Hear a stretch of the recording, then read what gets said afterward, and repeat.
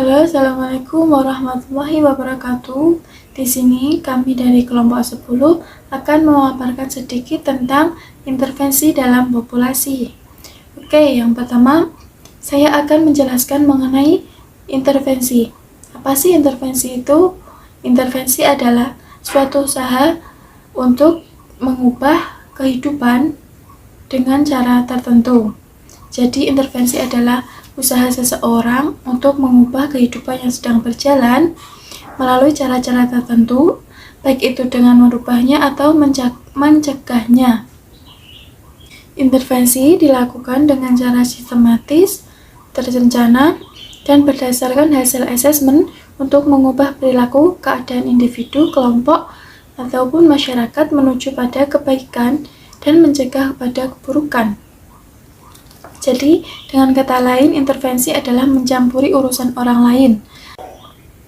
Beberapa tujuan dari adanya intervensi adalah diantaranya, yang pertama adalah promotif.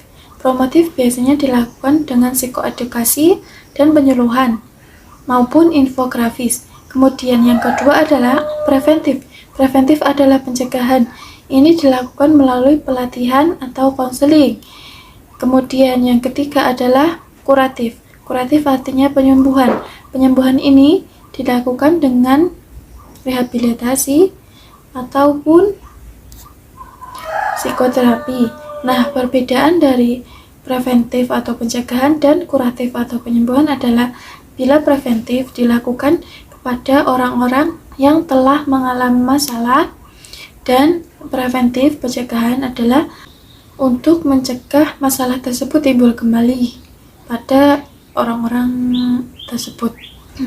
Kemudian untuk kuratif adalah pada orang-orang yang telah mengalami masalah dan mereka diberikan bimbingan atau dampingan untuk bisa menyelesaikan masalahnya sendiri. Seperti itu.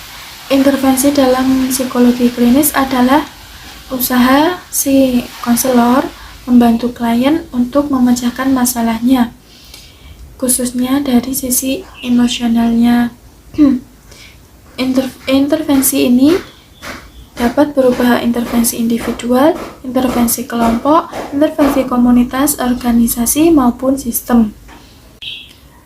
Kemudian saya akan menjelaskan tentang populasi. Populasi adalah sekumpulan orang atau sekumpulan individu yang berada pada suatu wilayah tertentu dengan memiliki ciri dan karakteristik yang sama. Contoh dari populasi adalah populasi katak, populasi ular, populasi ikan nila, populasi mahasiswa, ataupun populasi dosen. Seperti itu. Jadi populasi adalah sekumpulan orang banyak yang memiliki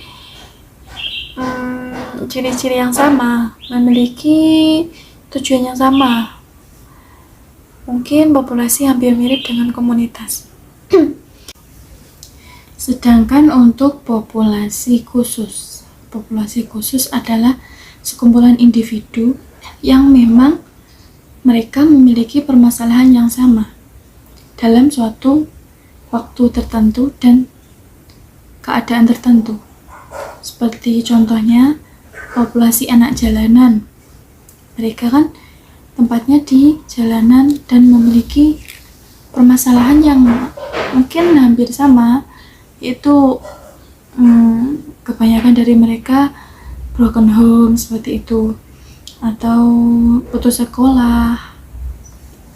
Kemudian populasi anak berkebutuhan khusus. Mereka berada pada suatu tempat tertentu, yaitu di sekolah luar biasa, seperti itu contohnya. Jadi mereka memiliki permasalahan yang sama, mereka memiliki kekurangan dalam kesempurnaan hidupnya atau kesempurnaan fisiknya, seperti itu.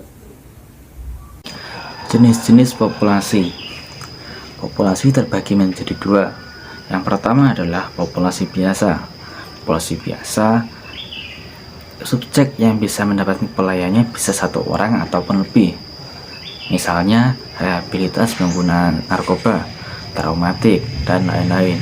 tidak berfokus hanya satu problem saja, karena problematikanya heterogen. Yang kedua adalah populasi khusus. Subjek pasti lebih dari 2 orang, hanya dalam satu fokus permasalahan yang sama. Misalnya populasi siswa berbakat, klien trauma, dan lembaga bermasyarakat. Teknik intervensi. Teknik intervensi yang pertama adalah diagnosis.